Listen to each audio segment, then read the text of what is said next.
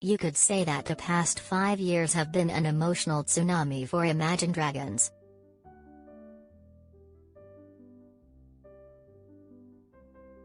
Between 2015 and 2018, the band released 3 smash albums.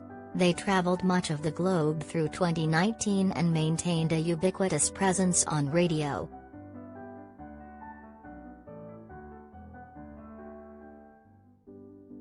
Their steady success, now heading toward a decade since their debut single, It's Time, equated to a whirlwind of live shows, award shows and just show up and smile appearances that would wear on anyone.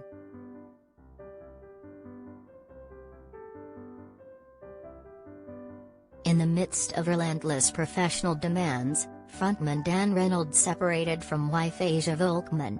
But after a 7-month break, the couple reunited in November 2018 and welcomed a 4th child, son Valentine, on October 1, 2019.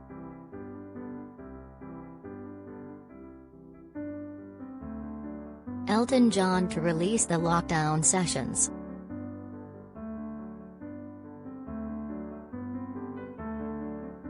Since then, Reynolds and the rest of Imagine Dragons, guitarist Wayne Sermon, drummer Daniel Platzman and bassist Ben McKee, have tinkered with their 5th studio album, Mercury, Act 1, arriving Friday.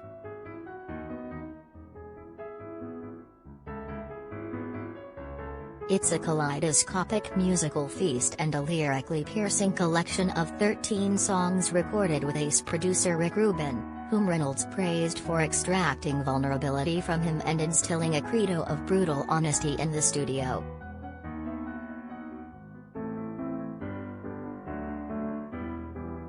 With his experience, he really knew how to work with the band dynamic, so we could put everything else aside and just create, Reynolds said.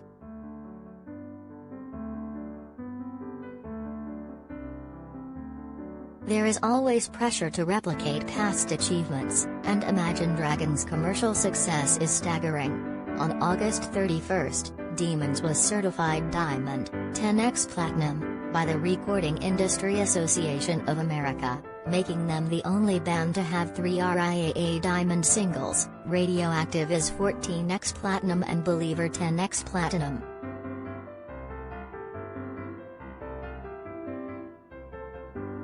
But Mercury, Act 1 is about more than sales charts for the quartet. It's a cohesive expression of celebration and mourning, of affirmations and struggles, all packaged with newfound candor.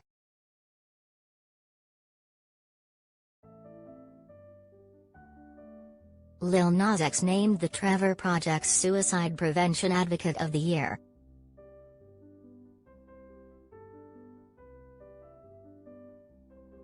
Reynolds has previously publicly discussed 3 early singles from the album, Wrecked, Cutthroat and Follow You. The first is a tender tribute to his sister-in-law, Alicia, who died of cancer in 2019, while Cutthroat is what Reynolds called an exorcism in self-pity, and Follow You a love letter to his wife.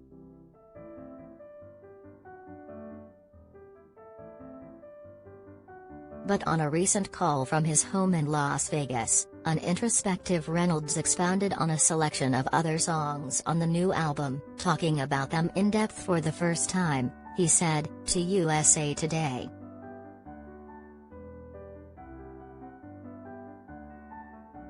It's about loss of friendship.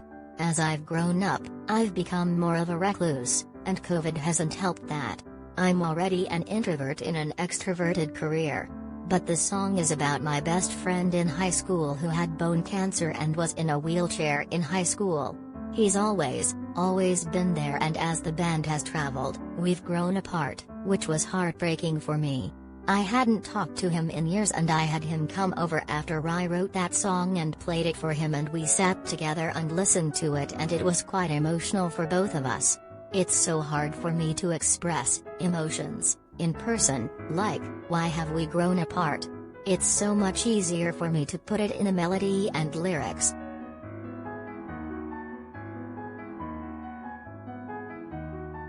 That was one of the first songs I wrote for the record, maybe 3 years ago, which is so strange because people are going to think I wrote it during COVID. But it was really about embracing your sexuality and loving yourself and accepting those who you love. I think also it's trying to acknowledge the harm of toxic masculinity that can come from religion and rejecting our LGBTQ youth. But the song is not just LGBTQ focused, it's more about acceptance itself and how life is hard and it's okay to share our hardships with each other.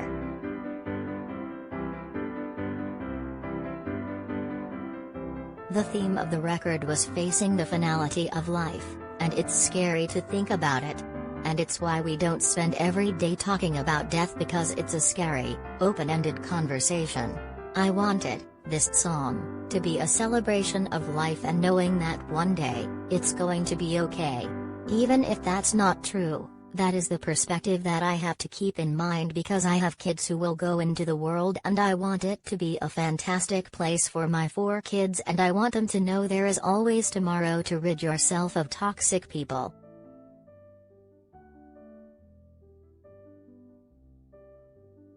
That's just a love letter to my partner and wife of 10 years. We've been through a lot together and she's the lifeblood of everything I do. I wanted to create this song we could dance to, and that was tongue-in-cheek. It started with Wayne putting together that princess guitar. I love the cheekiness of it. Every time I listen to the song, I smile.